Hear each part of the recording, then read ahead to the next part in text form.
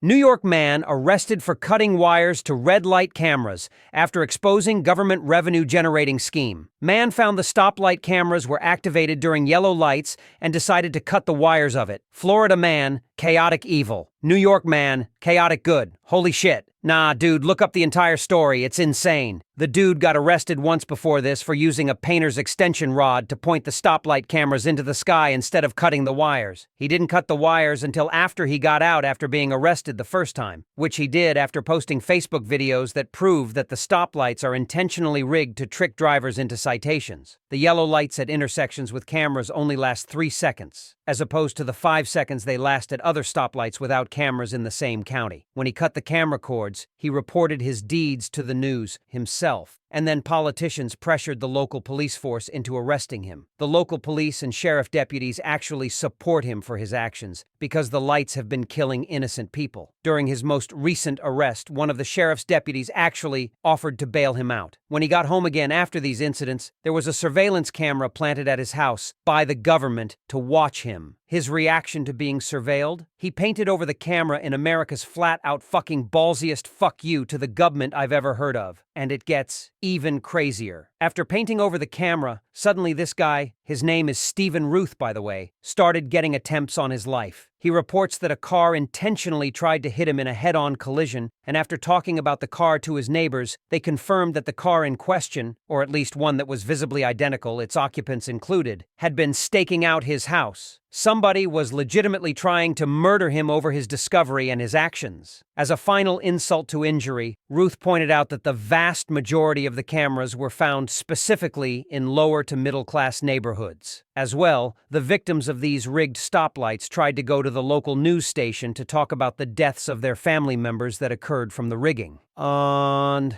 the local station, News 12, never aired their interviews. Remember how I said that, after cutting the cables and calling the local news station, Ruth was arrested because of pressure from politicians? Get this, News 12 is actually owned by Cablevision, who provides internet service to the cameras. Whereas Mr. Ruth was only trying to help people and save lives, he's been caught up in a full-blown fucking government conspiracy that's out for his blood.